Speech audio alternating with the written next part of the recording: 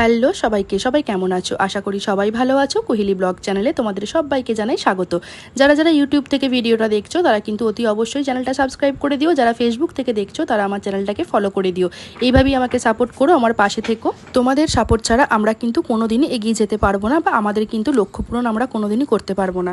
তার জন্য তোমাদের সাপোর্টটা কিন্তু আমাদের খুবই দরকার। এখানে দেখো, একজন বসে আছে খাঁচার ভেতরে, একজন আছে খাঁচার বাইরে। সেই রবীন্দ্রনাথের খাঁচার পাখি আর বনের পাখির মানে গল্পের মতো অবস্থাটা হয়ে গেল। দাদা যেহেতু বড় হয়ে গেছে সেই জন্য দাদা এখন বাইরে ঘুরছে, আর এ এখন বেচারা ছোট, সেই জন্য এখন ভেতরেই বসে আছে।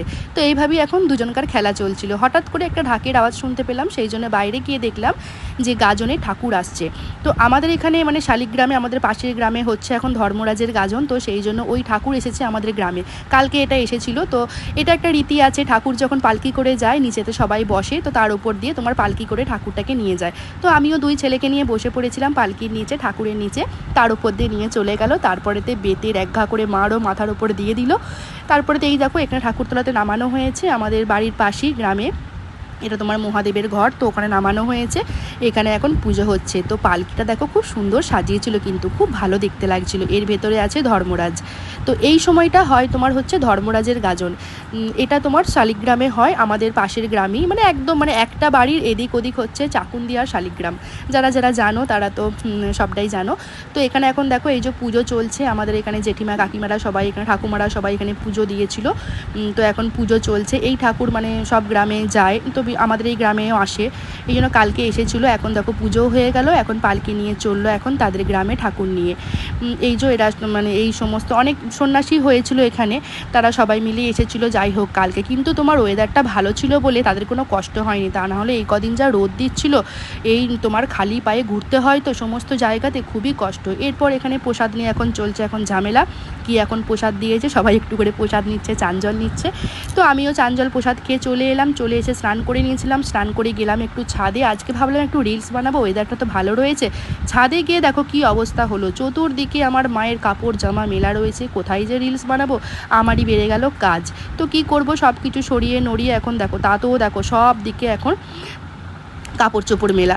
তারপরে তো রিলস টিলস বানিয়ে খাওয়া দাওয়া হয়ে গেছিলো। হ্যাঁ, খাওয়া দাওয়া করার পরেতে বিকেলবেলা এখন এদের কীর্তি দেখো, মানে আমাদের যে জায়গাটা গ্রামের বাড়ি সেখানে কোনো আশেপাশে কোনো সেরকম মাঠ নেই, কিন্তু এরা তো কোথায় খেলবে বলো, এরাও তো ছোটো ছেলে, তার জন্য দেখো এখন বসে পড়েছে রাস্তার মধ্যেই, এখন মানে ছুটছে। হ্যাঁ, রান দিচ্ছে। দেখো দেখো ওর এখন জুতো খুলে গেছে, হ্যাঁ 1.5 ফুটটার, দেখো কীরকম ছুটছে দেখো, মানে এটাই এদের আনন্দ। মানে এইগুলো দেখলে যেন নিজেদের ছেলেবেলাগুলোকে ফিরে পাওয়া যায়, তাই না? এই বিকালবেলাতে আমাদের পাড়াতে এখানটাতে সবাই বসেও থাকে, মানে আমাদের বাড়ির সামনেতেই সবাই বসে থাকে সমস্ত। দেখো সবাই বসে বসে, যেমন মেয়েদের গোল টেবিল যেটা হয়, মানে 4টে মাথা মেয়েদের একসাথে হলেই যে গোল টেবিলটা হয়, তো আমরা এখানে বসেছিলাম। আর ওরা ওখানে খেলাধুলা করছিল, কারণ রাস্তার তো গাড়ি ঘোড়াও যায়, কি আর করবে, কিছু তো করার নেই। তো আমি একটু ওদেরকে একটু এন্টারটেনমেন্টও করছিলাম, বললাম চল তোরা ছড়াছড়ি কর, আমি একটু ভিডিও বানাই। তারপরেতে আজকে বাড়িতে এসে তোমার বিড়ি কলাই ভিজিয়ে রেখেছিলাম, বিড়ি কলাইগুলো বাটাও হয়ে গেছে। এখন একটু বানাবো হচ্ছে দই বড়া। তো দই বড়াটা দুর্গাপুরে একদিন বানিয়েছিলাম আমি, তো এখানেও বাবা ভাই বললো দই বড়া খেতে ইচ্ছা করেছে ওদের। ঠিক আছে চলো আজকে বানিয়ে দিই। তো সমস্ত কিছু আমার রেডিও হয়ে গেছে। এটা তোমার দইয়ের যেটা বানিয়ে রেখেছিলাম, দইটাতে তোমার ভালো করে দইটাকে ফেটিয়ে একটু জল দিয়ে তার মধ্যে চিনি আর ভাজা মশলা অ্যাড করেছিলাম। তারপরেতে বড়াগুলো ভেজে আমি জলের মধ্যে ভিজিয়ে রেখেছিলাম।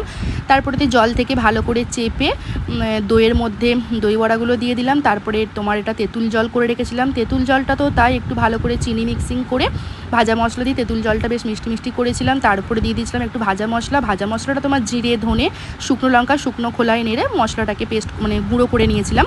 তারপর একটু বিট নুন ছড়িয়ে ওপরে তোমার দিয়ে দিয়েছিলাম সেও ভাজা। তো এই দই বড়াটা কিন্তু খেতে কিন্তু হেভি হয়, মানে আমি বানাই বলে বলছি না, যে সত্যি বলছি এত সুন্দর খেতে হয়, মানে কি বলবো, খুব সফট আর খুব ভালো খেতে লাগে। তো সেই জন্য আজকে দই বড়াও বানিয়েছিলাম, বেশ গরমে দেখলাম আজকে। আর তাছাড়া ওয়েদারটা খুব ভালো ছিল, সব থেকে বড় কথা, সেই জন্য একটা কিছু বানানোর মানে আগ্রহটা এলো। এত পরিমাণে গরম ছিল যে কি বলবো, কিছু বানানোর ইচ্ছাই করছিল না। তো আমরা দেখো সবাই নিয়েও নিয়েছি দই বড়া খেতে, এখন সবাই মিলে খাওয়া দাওয়া চলছে এখন। খুবই টেস্টি হয়েছে সত্যি বলছি, মানে আমার তো বেশ ভালো লেগেছে খেতে। আমার ননও কিন্তু বাদ যায় না, ও দেখো কীরকম খাচ্ছে, দেখো ও সব খাবারটাকে বেশ এনজয় করেই খায়। তারপরে তো আমরাও খেতে বসে গেছিলাম, কিন্তু দুঃখের বিষয় একটা হলো যে এখানে আমার রুগী আছে, তার খাবারটা দেখো শুকনো চিড়ে ভাজা।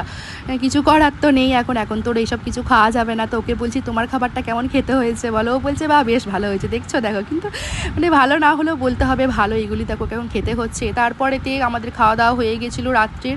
তারপরেতে আমাদের বাড়িতে যেটা প্রতিদিনের রেগুলার রুটিনের মধ্যে পড়ে সেটা হচ্ছে এই মারামারি দাঙ্গাদাঙ্গি।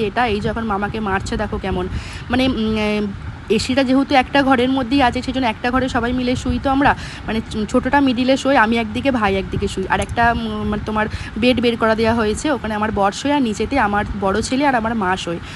মনে হয় যেন সবাই একসাথে শুই, আরামে একটুখানি ঘুমটা হবে, এটাই যেন শান্তি, তাই না? কিন্তু দেখো ওকে, দেখো ঘুম থেকে উঠেই কিন্তু মামাকে না এক চর করে দিয়ে আসে।